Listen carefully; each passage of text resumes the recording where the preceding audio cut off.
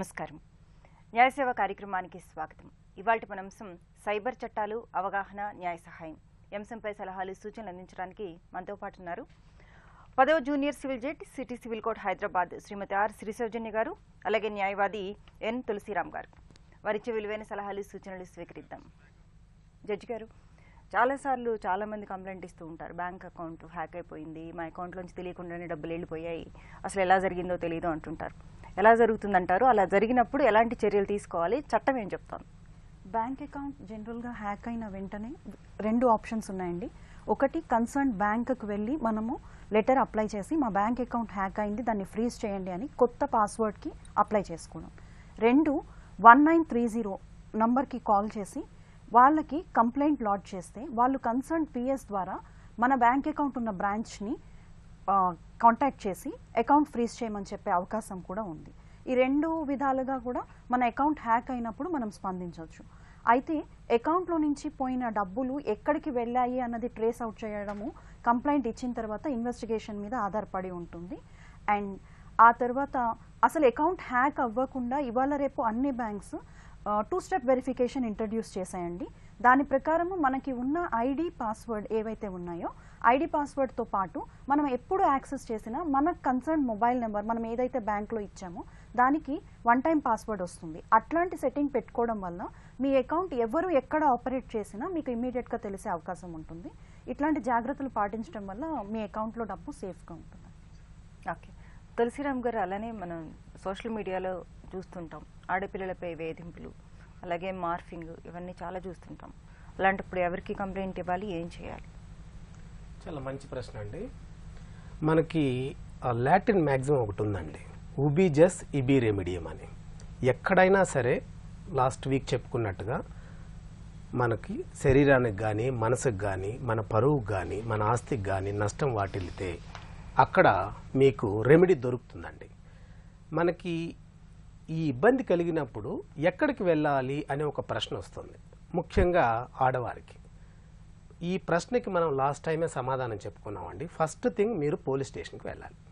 Police స్టేషన్కి వెళ్ళేటప్పుడు మీకు మీ ఆన్లైన్లో పోస్టింగ్లు కానీ లేకపోతే మీ ఫోన్ కాల్స్ కానీ మీకు ఈమెయిల్స్ కానీ ఆ ప్రింట్అవుట్ తీసుకొని వెళ్ళాలి.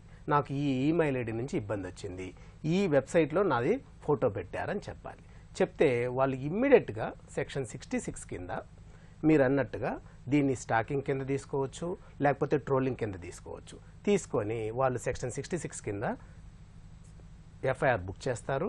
దీనికి ముందు చెప్పుకున్నట్టుగానే అప్ టు 3 years శిక్ష పడవచ్చు, 3 lakhs వరకు జరిమానా కూడా పడవచ్చు. మనము ఏది జరిగినా సరే మనకి రైట్ ఉంది అని ముందు మనం కన్విన్స్ అవ్వాలి. మనం కన్విన్స్ అయినాక ఎక్కడికి వెళ్ళాలి అంటే మొదటిది పోలీస్ స్టేషను. హైదరాబాద్ లాంటి సిటీల్లో అయితే సైబర్ పోలీస్ స్టేషన్కి వెళ్ళాలి. చిన్న సిటీసు మంతని, గోదావరికని లాంటి వాటికైతే పోలీస్ స్టేషన్కి వెళ్ళాలి. వాళ్ళు హెల్ప్ చేస్తారు, మీకు వాళ్ళు ఎఫ్ఐఆర్ చేస్తారు. తద్వారా ఇంకా ఇన్వెస్టిగేషన్ స్టార్ట్ అవుతుంది.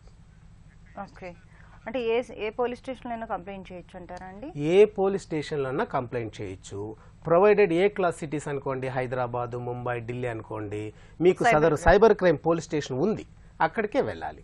అట్లా కాకుండా బి క్లాస్, సి క్లాస్ అనుకోండి, మామూలు పోలీస్ స్టేషన్కి వెళ్ళిపోవచ్చు. ఈ క్వశ్చన్ కూడా అవసరం లేదండి. మీరు ఏదో ఒక పోలీస్ స్టేషన్కి వెళ్ళిపోతే వాళ్ళే చెప్తారు సైబర్ క్రైమ్కి వెళ్ళండి అని, లేదంటే అక్కడే ఎఫ్ఐఆర్ చేస్తారు. ఓకే, అలాగే లాయర్ గారు కాల్ తీసుకుందాం. హలో, రాజమండ్రి నుంచి శ్రీనివాస్ గారు. హలో. నమస్తే అండి, నేను రాజమండ్రి నుంచి మాట్లాడుతున్నాను. నమస్తే అండి, చెప్పండి. హలో, చెప్పండి శ్రీనివాస్ గారు. అంటే అండి ఏం జరిగిందంటే అండి, ఒక 4 లక్షల రూపాయలు నేను అమౌంట్ మా ఫ్రెండ్ ద్వారా నేను యూపీలో ఉత్తరప్రదేశ్ లో ఒక పెట్టాను, పండించాను. ఏదో షేర్ మార్కెట్ చేస్తారు కదా, యా మార్కెట్స్ అని చెప్పేసి అంటే పండించా. అప్పుడే 40-15 రోజులు అవుతుంది. వాళ్ళు ఏమని చెప్పారంటే ముందు నెల మీకు వడ్డీ ఇచ్చేస్తాం, అది ఇచ్చేస్తాం అన్నారు. ఇప్పుడు దాకా ఏమి ఇవ్వట్లేదు, అసలు వెయిటింగ్ చేస్తున్నారు. మిగతా డబ్బులు మా అసలు ప్రిన్సిపల్ అమౌంట్ మాకు ఇచ్చేసేయండి. అసలు మాకు 4 లక్షల రూపాయలు అంటే లైవ్ లో ఇది పెట్టేసాము, మేము షేర్ లో పెట్టేసాము, ఇప్పుడు ఇవ్వడం కుదరదు, మీరు వెయిట్. మీరు ఎలా పంపించారండి? ఎలా పంపించారు? ఆన్లైన్ లో పంపించారు? బ్యాంక్ ద్వారా పంపించారు. అవునండి, రిసిప్ట్ అది కూడా ఉంది నా దగ్గర, అన్ని కూడా అడ్రస్ అది, ఆధార్ కార్డు కూడా ఉంది. ఇప్పుడు ఏమంటున్నారండి వాళ్ళు? వాళ్ళు ఏమంటున్నారంటే ఒకసారి ఫోన్ ఎత్తట్లేదు, ఫోన్ ఎత్తినా మేము ఇస్తాము చేస్తాము చూస్తాం అని అంటున్నారు, కానీ ఏమీ చాలా ఇబ్బంది పడుతున్నారు. 4 లక్షల రూపాయలు. అంటే మీరు ఇన్వెస్ట్మెంట్ పాయింట్ ఆఫ్ వ్యూలో పంపించారా అండి? అవునండి అవునండి అవును. ఓకే. అంటే మా ఫ్రెండ్ ఒక అతను చెప్పాడు, అతను కూడా పెట్టాడు. ఇది సైబర్ క్రైమ్ కింద రాదండి, ఎందుకంటే మీరు ఇష్టపూర్వకంగా మీరు క్యాష్ పంపించారు వాళ్ళకి. ఇది సైబర్ క్రైమ్ అవ్వదండి, మీకు తెలిసి పంపించారు కదా. దీనికి అడ్వైజ్ ఏం చేయమంటారు? అడ్వైజ్ ఏం ఇస్తారు? ఓకే లాయర్ గారు, అలానే ఇంతకుముందు మనం మాట్లాడుకున్నాం సైబర్ క్రైమ్స్కి. ఇప్పుడు మనం చాలాసార్లు వింటుంటాం, మేము కంప్లైంట్ ఇచ్చాము కానీ ఏమీ జరగలేదు, అలా నడుస్తూనే ఉంది. అసలు దీనికి టైం లిమిట్ ఏమన్నా ఉంటుందంటారా దాన్ని ప్రాసెస్ చేయడానికి కానివ్వండి, లేకపోతే అసలు ఏం జరిగింది, క్యాష్ ఎక్కడికి వెళ్ళింది, అంటే మనం ట్రాన్స్ఫర్ చేసిన అమౌంట్ ఎక్కడికి వెళ్ళింది, ఇదంతా అవ్వడానికి ఎన్ని నెలలు పడుతుంది? ఇప్పుడు ఆ ప్రశ్న ఆయనది మనం అర్థం చేసుకుంటే, మొదటిగా ఆయన వేరే వాళ్ళ ఫోన్ తీసుకొని ఇట్లా మాదిరి చేస్తూ ఉంటారు. ఈయన అకౌంట్ ఇచ్చి వాళ్ళని చేయమన్నాడు అంటే ఒక టైప్ ఆఫ్ సైబర్ క్రైమ్. అట్లా కాకుండా డబ్బు ఇచ్చి వాళ్ళ అకౌంట్లోనే వాళ్ళు చేస్తున్నారంటే ఒక రకమైన సైబర్ క్రైమ్ అండి. సో మనం ఏం చేస్తారంటే, మీ అకౌంట్ ఇవ్వండి, మేము మీ అకౌంట్ని 10 లక్షలు ఉన్నాయి దాన్ని 20 లక్షలు చేస్తాం, 30 లక్షలు చేస్తాం అంటారు. వీళ్ళు పాస్వర్డ్ యూజర్ ఐడి ఇచ్చేస్తారు. ఇది ఒక టైపు. అటు కాకుండా డబ్బు ఇచ్చేసి వాళ్ళు దాన్ని డబుల్ చేస్తాం, త్రిబుల్ చేస్తాం అంటారు. ఇప్పుడు ఈయన కేసు నాకు తెలిసి సెకండ్ కేసు, డబ్బులు ఇచ్చేసాడు, డబుల్ చేస్తా ఉన్నారు. దీనికి కూడా వాళ్ళ దగ్గర ఈయన ఇన్ఫర్మేషన్ ఏమేమి ఉందో తీసుకొని పోలీస్ స్టేషన్కి వెళ్ళి 420 పెట్టచ్చు ఫస్ట్ థింగ్. ఇది సైబర్ క్రైమ్ కింద వస్తుందండి, ఎందుకంటే తను ఇష్టపూర్వకంగా తను ఇన్వెస్ట్మెంట్ పర్పస్ లో ట్రాన్స్ఫర్ చేశారు కాబట్టి ఇది సైబర్ క్రైమ్ అవుతుందంటారా? ఎందుకు అవుతుందంటే అండి, ఈయనకి ఫోన్ చేశారు, ఈయన ఇండ్యూస్ చేశారు, అట్రాక్ట్ చేశారు, మీ డబుల్ చేస్తాం, త్రిబుల్ చేస్తామని. అంటే it is nothing but inducement, attract చేశారు, సైబర్ క్రైమ్ కిందకు వస్తుంది. రెండోది, ఇవన్నీ ఫోన్ల ద్వారా ఈమెయిల్ ద్వారానే జరిగాయండి. కాబట్టి మనం దీన్ని సైబర్ క్రైమ్కి రిలేట్ చేసి ఈయన పోలీస్ స్టేషన్కి వెళ్ళి 420 పెట్టి సెక్షన్ 66 కింద ముందు ఎఫ్ఐఆర్ రిజిస్టర్ చేయాలి. ఈ ఫోన్ నెంబర్ ద్వారా వాళ్ళు ట్రేస్ చేసి డబ్బులు తీసిచ్చే అవకాశం ఉంది. ఇదే రకమైన కేసు ఆదిలాబాద్లో ఒకటి డీల్ చేసామండి, వాళ్ళకి డబ్బులు ఇప్పించాం. ఓకే. మీరు చేయాల్సిన ప్రశ్న ఏంటంటే, ముందు వెళ్ళి పోలీస్ స్టేషన్లో కంప్లైంట్ ఇవ్వండి, కంప్లైంట్ ఇచ్చి రిజిస్టర్ చేసుకోండి ఎఫ్ఐఆర్, నెక్స్ట్ ఎంక్వైరీ అవుతుంది. ఓకే, మరి కాల్ తీసుకుందాం అండి. గుంటూరు నుంచి ప్రసాద్ గారు. హలో, మీరు మాట్లాడుతున్న వ్యక్తి ప్రసాద్ గారు. హలో. ఓకే, మనం ఇంతకుముందు అనుకుంటున్నట్టు ఎంత టైం పడుతుందండి ఇలా ఇదంతా జరగడానికి, ఎంక్వైరీ చేయడానికి కానివ్వండి? నెలలు పడుతుందా, సంవత్సరాలు పడుతుందా? దీనికి మనకి లిమిటేషన్ ఉందండి. మనకి ఈ ఫైన్ కేసులు వచ్చి 6 నెలల్లో రిజిస్టర్ చేయాలని, 1 సంవత్సరం పనిష్మెంట్ వచ్చి 1 సంవత్సరంలో చేయాలని, 2 సంవత్సరాలు పనిష్మెంట్ 2 సంవత్సరాలు చేయాలని, తర్వాత 3 సంవత్సరాలు దాటితే ఎప్పుడైనా రిజిస్టర్ చేసుకోవచ్చు ఎఫ్ఐఆర్. మీరు అడిగిన ప్రశ్న ఎన్ని సంవత్సరాల్లో చేయాలి అంటే, క్రిమినల్ కేసులు వచ్చే కాలకి మనం సరిగ్గా కరెక్ట్గా చెప్పలేమండి, నడుస్తూ ఉంటాయి. ఫ్యామిలీ కేసుల్లో మాత్రము డొమెస్టిక్ వైలెన్స్ కేసు కానీ గార్డియన్ ఓపీ కానీ 6 నెలల్లో చేసేయాలి, సంవత్సరంలో చేసేయాలని ఉన్నాయండి. ఈ క్రిమినల్ కేసులు మాత్రం ఎఫ్ఐఆర్ అయిన తర్వాత, ఛార్జ్ షీట్ అయిన తర్వాత మనము కోర్టులో నడుస్తూ ఉంటాయి. ఒకవేళ మీకు కానీ ఇనార్డినేట్ చాలా ఆలస్యం జరుగుతుంది అని మీకు అనిపిస్తే, మనకి హైకోర్టులో 482 కింద ఎక్స్పెడిషన్ పిటిషన్ వేసుకోవచ్చండి. వాళ్ళు సదరు హైకోర్టు ఆ కోర్టుకి డైరెక్షన్ ఇస్తారు, 3 నెలల్లో కంప్లీట్ చేయండి అని. అదొక అవకాశం, ఆప్షన్ మనకు ఉంది. ప్రసాద్ గారు గుంటూరు నుంచి. Hello madam. ప్రసాద్ గారు చెప్పండి. మేడం, నేను ఒక అతని దగ్గర వర్క్ చేస్తుంటాను మేడం. అతను మాకు తెలియకుండా ఏం చేశాడంటే, బ్యాంకులో ఏది అకౌంట్స్ ఓపెన్ చేపిస్తాననేసి మాకు తెలియకుండా ముద్రా లోన్స్ తీసుకున్నాడు మేడం. ఓకే. అయితే ఈ బ్యాంక్ నుంచి మాకు నోటీసులు వచ్చినాయి మేడం. నోటీసులు వచ్చాక మేము అతని దగ్గరికి పోయి అడిగితే, అతను బ్యాంక్ కి ఎటువంటి మనీ పే చేయట్లేదు, ఏం చేయట్లేదు, పట్టించుకోవట్లేదు మేడం. మాకైతే బ్యాంకు నుంచి నోటీసులు వస్తున్నాయి మేడం. ఓకే, ఎంతమంది దగ్గర అలా తీసుకున్నారండి? మేము 3 మెంబర్స్ దగ్గర తీసుకున్నాడు మేడం. మీ దగ్గర సంతకాలన్నీ పెట్టించుకున్నారు? పెట్టించుకున్నాడు. మాకు తెలియదు మేడం, మేము చదువుకున్న వాళ్ళం కాదు. సంతకాలంటే మేము తెలుగులో చిన్న ఊరక అలా పెడతాము. అయితే ఏం చేశాడనంటే, బ్యాంక్ అకౌంట్స్ ఓపెన్ చేపిస్తానని చెప్పాడు మేడం. అది మేడం చెప్పి ముద్రాలు తీసుకున్నాడు. అర్థమైంది. మీకు అకౌంట్స్ ఓపెన్ చేయిస్తానని చెప్పి మీ దగ్గర సంతకాలు తీసుకున్నారండి. ఆ సంతకాలతో వాళ్ళు లోన్ అప్లై చేసి మనీ తీసుకున్నారు. అది మెయిన్ పాయింట్. అయితే అక్కడ మీరు అందులో సైబర్ క్రైమ్ కింద అయితే ఏమీ లేదు, కానీ ఐపీసీ ఇండియన్ పీనల్ కోడ్ ప్రకారము చీటింగ్ కింద మీరు కేసు పెట్టచ్చండి. 420 ఐపీసీ కింద మీరు కేసు పెట్టచ్చు. ఎందుకంటే మీకు చెప్పింది ఒకటి, అక్కడ జరిగింది ఒకటి. అండ్ కోర్టులో మీరు ఒకవేళ ముందు పోలీస్ స్టేషన్కి వెళ్ళి 420 ఐపీసీ కింద మీ కేస్ ఫ్యాక్స్, అంటే ఇట్లా మేము పనిచేస్తున్నాము, మేము పనిచేస్తున్న దగ్గర మాకు బ్యాంక్ అకౌంట్ ఓపెన్ చేయిస్తానని సంతకాలు తీసుకున్నారు, ఆ సంతకాలతో మాకు తెలియకుండా లోన్లు తీసుకున్నారు, వాటికి మాకు ఎటువంటి సంబంధం లేదని మీరు ఫస్ట్ కంప్లైంట్ ఇచ్చి కేసు రిజిస్టర్ చేయించుకోండి 420 ఐపీసీ కింద. నెక్స్ట్ పోలీస్ వాళ్ళు ఇన్వెస్టిగేషన్ చేసి ఛార్జ్ షీట్ వేశాక కేసు కోర్టులోకి వెళ్తుంది. అక్కడ మీరు సాక్ష్యం పెట్టుకొని మీ కేసు నడిపించుకోవాలండి. Okay madam. Okay judge garu, అలానే మనం చాలాసార్లు వింటున్న డేటా థెఫ్ట్ అయిపోయింది అని చెప్పేసి, అప్పుడు ఏం చేయాలి? మన డేటా ఇప్పుడు కంప్యూటర్లో మనం ఏమైతే స్టోర్ చేసుకుంటామో దాన్ని మొత్తాన్ని డేటా అనొచ్చు. ఆ డేటా ఎట్లా అంటే సోర్స్ కోడ్, కొంతమంది ప్రోగ్రామింగ్ రాసుకుంటారు, అది సోర్స్ కోడ్. అట్లాంటి సోర్స్ కోడ్ థెఫ్ట్ కానీ డేటా థెఫ్ట్ కానీ, లేకపోతే మీరు పెట్టుకున్న ఏ ఇన్ఫర్మేషన్ అయినా మనకి తెలియకుండా ఆ కంప్యూటర్లో నుంచి కానీ దొంగిలించితే మనకి ఇన్ఫర్మేషన్ టెక్నాలజీ యాక్ట్లో కంప్యూటర్ రిలేటెడ్ ఒఫెన్సెస్ సెక్షన్ 66లో చూపించారండి. వాటిల్లో సెక్షన్ 43లో ఒఫెన్సెస్ ఏమేమి వస్తాయో అన్నీ ఉన్నాయి. దానికి 3 లక్షల వరకు 5 లక్షల వరకు జరిమానా, 3 ఏళ్ల పాటు జైలు శిక్ష పడే అవకాశం ఉంది. అయితే ఇన్ఫర్మేషన్ టెక్నాలజీ యాక్ట్లో ఇంకొకటి ఏంటంటే, గవర్నమెంట్ కొన్ని వెబ్సైట్స్ని ప్రొటెక్టెడ్ వెబ్సైట్స్గా ఒకవేళ డిక్లేర్ చేసి అందులో నుంచి కానీ డేటా చౌర్యం జరిగితే, డేటా థెఫ్ట్ జరిగితే, అప్పుడు లైఫ్ ఇంప్రిజన్మెంట్, అది ప్రూవ్ అయితే లైఫ్ పడేందుకు లేదు 10 years వరకు ఇంప్రిజన్మెంట్ పడే అవకాశం కూడా ఉందండి. అండ్ కంప్యూటర్ డేటాకి సంబంధించి మనం ఇంకొకటి ఏంటంటే, ప్రోగ్రామింగ్ రాసుకున్న వాళ్ళది అది వాళ్ళ it's their brainchild, right? Program is their brainchild. So they can go even under protection of intellectual property rights also. దాని ప్రకారం కూడా వాళ్ళు కేసు వేసి నడిపించుకోవచ్చు ఒకవేళ సోర్స్ కోడ్ కానీ ప్రోగ్రామింగ్ కానీ థెఫ్ట్ అయి ఉంటే. అట్లాగే వైరస్ చొప్పించడం కంప్యూటర్లో, దానివల్ల కంప్యూటర్ పనికి రాకుండా పోవడం, లేదు ఉన్న డేటా కరప్ట్ అయిపోవడం, ఇవన్నీ కూడా ఈ ఒఫెన్సెస్ అన్నిటికీ కూడా ఇన్ఫర్మేషన్ టెక్నాలజీ యాక్ట్లో శిక్షలు ప్రొవైడ్ చేశారండి. అండ్ గరిష్టంగా 3 ఏళ్ల వరకు శిక్ష, 5 లక్షల వరకు జరిమానా పడే అవకాశం ఉంది. ఓకే, కాల్ తీసుకుందాం అండి. కడప నుంచి జగన్మోహన్ గారు. హలో హలో జగన్మోహన్ గారు, చెప్పండి. మేడం, నేను అదే డిమాట్ అకౌంట్ ఉంటుంది కదండి, డిమాట్ అకౌంట్ హ్యాండ్లింగ్ కి ఇచ్చానండి. ఇట్లా ప్రాఫిట్ చూపిస్తాము అది ఇది అంటే 5 lakhs ఉండిందండి డిమాట్ అకౌంట్ లో. 5 lakhs మొత్తం క్యాపిటల్ వైప్అవుట్ అయిపోయింది. లాస్ట్ చేశాడు, మార్కెట్ వీక్ ఉండింది, అది ఉండిందని చెప్పాడు. తర్వాత నేను వేరే అకౌంట్ లో చేస్తాను, ఒక 1 lakh పంపించానంటే 1 lakh కూడా పంపించానండి, ఇంకా లాస్ కవర్ చేసుకోవాలి కదా అని. బట్ మొత్తం లాస్ అయిపోయిందండి. నేను సైబర్ క్రైమ్ లో కూడా రిపోర్ట్ చేశానండి దీని మీద. ఏమన్నారండి? వాళ్ళు కంప్లైంట్ అయితే తీసుకున్నారు, కానీ ఇంతవరకు అది ఏం జరుగుతుంది ఏమైంది నాకు ఏం అప్డేట్ లేదండి. ఎన్ని రోజులైంది మీరు కంప్లైంట్ ఇచ్చి? ఎక్కడ ఇచ్చారు? కడపలోనే అండి. పోలీస్ స్టేషన్ లో ఇచ్చారా లేకపోతే? అంటే ఫస్ట్ సైబర్ క్రైమ్ రిపోర్ట్ చేశాను, వాళ్ళు లోకల్ పోలీస్ స్టేషన్ కి ట్రాన్స్ఫర్ చేశారు. లోకల్ పోలీస్ స్టేషన్ కి వెళ్ళి అడిగితే మేమేం చేయలేము ఈ విషయంలో అన్నట్టు వాళ్ళు చెప్పారు.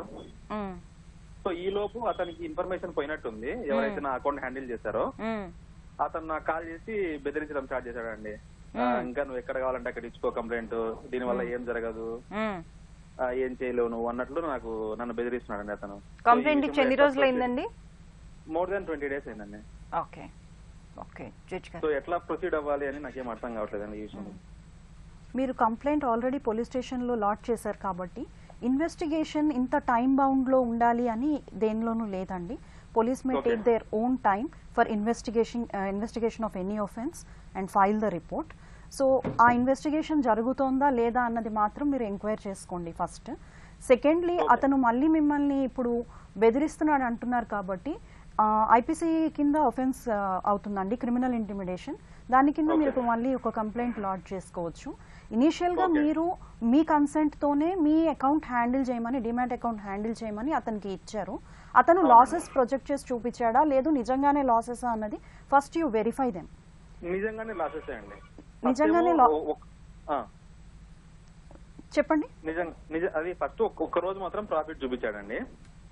ఓకే, తర్వాత కంటిన్యూస్ గా మొత్తం 5 lakhs వైప్అవుట్ చేసేసాడు, నిజంగానే లాస్ చేశాడు. తర్వాత నేను 1 lakh పంపించాను. అతను లాస్ చేసే అదేనండి, ఇప్పుడు డిమాట్ అకౌంట్ లో నుంచి ఇన్వెస్ట్మెంట్స్ చేసి ఉంటాడు కదా, అతను ట్రేడ్ చేసిన షేర్స్ నిజంగానే లాస్ లో వచ్చాయా, లేదు అది అతను share మీకు కాదు, లాస్ trading ప్రొజెక్ట్ అన్నమాట. చేశాడా ఈ విషయం కూడా ఇన్వెస్టిగేషన్ లో వాళ్ళు తేలుస్తారు. మీరు ఎట్లాగూ కంప్లైంట్ ఇచ్చారు కాబట్టి.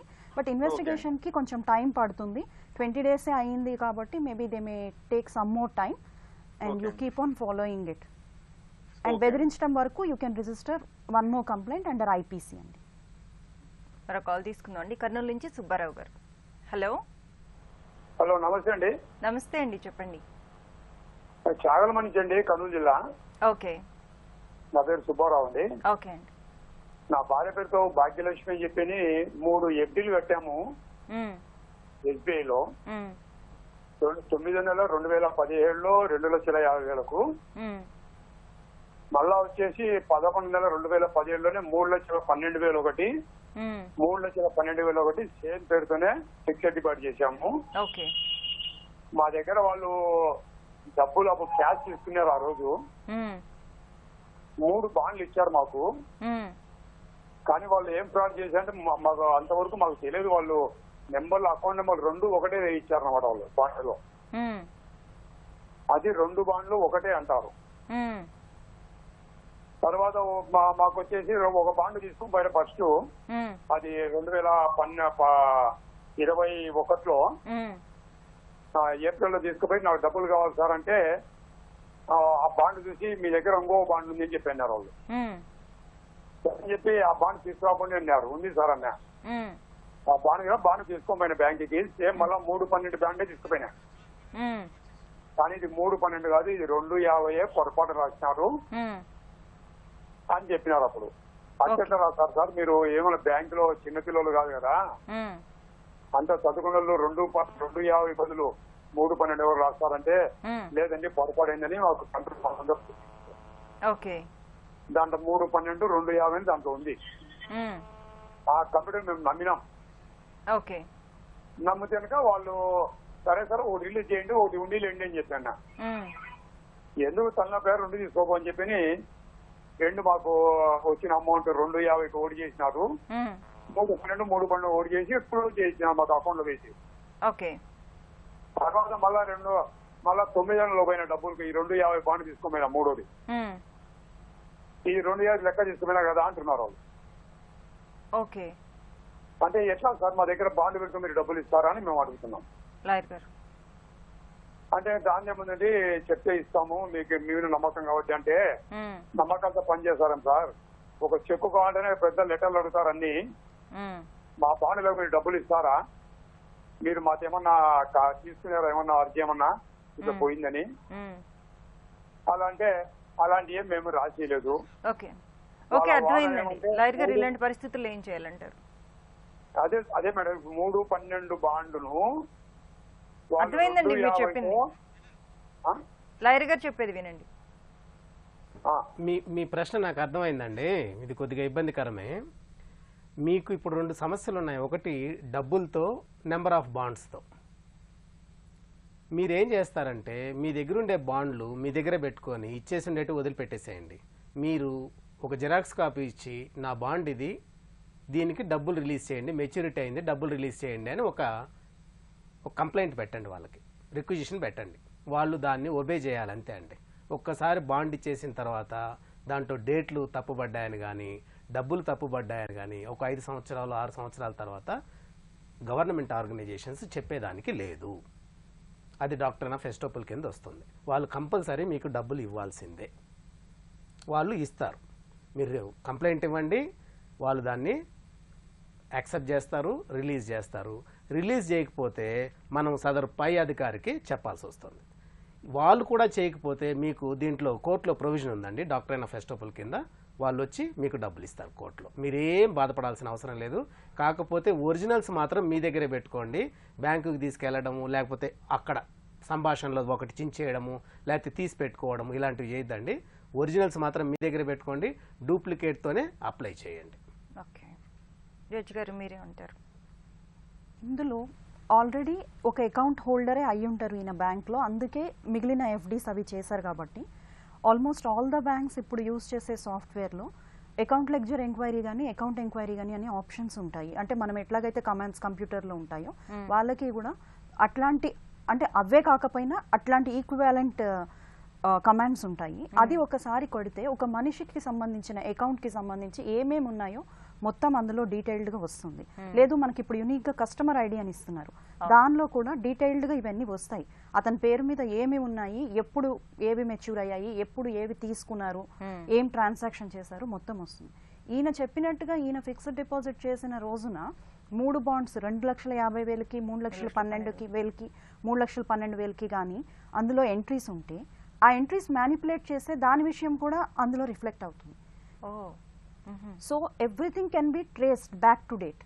కాబట్టి మీరు చేయాల్సింది ఏంటంటే, మీకు ఇప్పుడు దీని గురించి గ్రివెన్స్ ఉంది కాబట్టి మీరు కంప్లైంట్ ఇవ్వండి బ్యాంక్లో. నేను ఫలానా రోజున 2,50,000కి డిపాజిట్ చేశాను, ఫలానా రోజున 3,12,000 3,12,000 వేశాను, దానికి సంబంధించిన photo copies of that bonds పెడుతూ, ఇప్పుడు నాకు ఏ బాండ్స్తో మీకు ప్రాబ్లం ఉందో ఆ బాండ్స్తో ఇట్లా ప్రాబ్లం ఉంది, నాకు మనీ ఇవ్వట్లేదు అని చెప్పి ముందు కంప్లైంట్ ఇవ్వండి. Bank has to look in to that. వాళ్ళు దాన్ని చూసి రిజాల్వ్ చేయాలి. అది ఇక్కడ అకౌంట్ సెక్షన్లో ప్రాబ్లం ఉన్నా కూడా ఇది the manager or the chief manager or other levels it will be resolved. అది కాలేదు అనుకోండి, మీకు ఉన్న best option is to go to the consumer forum. Consumer ఫోరంలో మీరు డెఫిషియన్సీ ఆఫ్ సర్వీసెస్ కింద కూడా ఇది వేయచ్చు. ఎందుకంటే మీరు ఇంత అమౌంట్ డిపాజిట్ చేశారు అని మీకు బాండ్ ఇష్యూ చేసిన తర్వాత దాని మీద వచ్చే మెచ్యూరిటీ వాల్యూని మీకు ఇప్పుడు కాదు అని చెప్తున్నారు కాబట్టి you can go in that way also. That is the other option left. But బ్యాంక్లో ఖచ్చితంగా కస్టమర్ ఐడికి సంబంధించి ఏమి జరిగినా కూడా there will be a track of all the details and we can get them. Okay okay. అలాగే ఈ మనం సైబర్ పరువు నష్టం అంటే ఇప్పుడు మనం సోషల్ మీడియాలో కానివ్వండి, వాట్సాప్లో కానివ్వండి, అసభ్య పదజాలంతో కానివ్వండి, లేకపోతే వాళ్ళ పరువు తీసే విధంగా మాట్లాడడం కానివ్వండి, లేకపోతే పబ్లిక్గా మాట్లాడడం కానీ ఇలా చేసినప్పుడు ఏం చేయాలంటారు? ఒకవేళ సోషల్ వెబ్సైట్స్లో కానీ మీ ఎక్కడైనా ఒబ్సీన్ మెసేజెస్ కానీ లేక మన గురించి ఏదైనా నెగిటివ్ కామెంట్స్ పోస్ట్ చేస్తే ఇన్ఫర్మేషన్ టెక్నాలజీ యాక్ట్ ప్రకారం కూడా 3 ఏళ్ల వరకు శిక్ష పడే అవకాశం ఉందండి. మనం కంప్లైంట్ చేయొచ్చు. అలాగే ఐపీసీలో 499, 500 ఐపీసీ కింద కూడా మనం సైబర్ డిఫమేషన్ వేసుకోవచ్చు. డిఫమేషన్ కేసు పెడుతూ ఇలా నెట్లో పెట్టిన క్లిప్పింగ్స్ అవి జత చేస్తూ మనం డిఫమేషన్ వేసుకుని క్రిమినల్ ప్రొసీడింగ్స్ ప్రాసిక్యూట్ చేసుకోవచ్చు. Even we can go to the extent of civil defamation వేసుకుని మనం పరువు నష్టం జరిగింది కాబట్టి ఇంత నష్టపరిహారం కూడా కోరచ్చు. So we have all these remedies available whenever cyber defamation జరిగినప్పుడు ఇవన్నీ మనకి రెమెడీస్ ఉన్నాయి. ఓకే లాయర్ గారు, అలానే మనకి వాట్సాప్లో కానీ లేకపోతే ఇప్పుడు ఫేస్బుక్లో కానీ చూస్తుంటాం, ఒకరి ఫోటో తీసి వాళ్ళ ఫోటో అంటే ఫొటోస్ మార్చేసి వాట్సాప్ అదే ఫోన్ నెంబర్లో వాళ్ళ ఫోటోలు పెట్టి వేరే వాళ్ళకి మెసేజ్లు పంపిస్తుంటారు అనమాట. అలాంటప్పుడు ఎలాంటి జాగ్రత్తలు తీసుకోవాలి, ఏం చేయాలి? అసలు అదే నెంబర్ నుంచి పంపిస్తుంటారు, మనం బ్లాక్ చేసినా సరే మళ్ళీ అగైన్ వేరే నెంబర్ నుంచి వస్తుంటారు. అలా ఎన్ని బ్లాక్ చేసినా సరే మళ్ళీ రిపీటెడ్గా వస్తూనే ఉంటాయి. అలా అసలు అన్ని నెంబర్ల నుంచి ఎలా పంపిస్తున్నారు, ఎలా సాధ్యం అవుతుంది, దానికి ఎలాంటి కంప్లైంట్ ఇవ్వాలి, ఎలా అరికట్టాలి అసలు వాళ్ళు? మంచి ప్రశ్న అండి. యాక్చువల్గా ఇటువంటివి ఎస్పెషలీ ఉమెన్కి చాలా బాధాకరంగా ఉంటాయి ఇటువంటివి. కానీ చాలామంది భారతీయ స్త్రీలు ఇది మనకి ఎందుకులే అని వదిలిపెట్టేస్తున్నారు. కానీ ఇది మార్ఫింగ్ కింద కానీ, స్టాకింగ్ కింద కానీ, ట్రోలింగ్ కింద కానీ తీసుకుంటే మీరు వెళ్ళి ఏదైతే వాళ్ళు వేశారో దాన్ని స్క్రీన్ షాట్ తీసుకోండి. స్క్రీన్ షాట్ తీసుకొని పోలీస్ స్టేషన్కి వెళ్ళి ముందు మీరు కంప్లైంట్ ఇవ్వండి. ఫోన్ నెంబర్లు ప్రింట్అవుట్ ఇవ్వండి. వాళ్ళు కంప్లైంట్ ఇవ్వడమే. ఉమెన్ వెళ్ళి పోలీస్ స్టేషన్లో కంప్లైంట్ ఇస్తే మనకు సుప్రీంకోర్టు జడ్జిమెంట్ కూడా ఉంది, compulsory they are bound to register FIR చేస్తారు. చేసిన తర్వాత ఎంక్వైరీ అవుతుంది. ఇంతకుముందు చెప్పినట్టుగానే వాళ్ళకి 3 years శిక్ష పడుతుంది, 5 లక్షల వరకు జరిమానా పడుతుంది. మనకి డబ్బు వస్తుందా లేదా వాడికి శిక్ష పడుతుందా అని పక్కన పెట్టేస్తే all women should think social responsibility. వాళ్ళని అలా వదిలిపెట్టేస్తే మీరు బ్లాక్ చేసుకుంటూ పోతారు. సరే సిమ్ కూడా తీసేస్తారు అనుకుందాం, కానీ వాళ్ళు అక్కడితో ఆగుతారా? వాళ్ళు ఇంకొకరికి పంపిస్తూ ఉంటారు.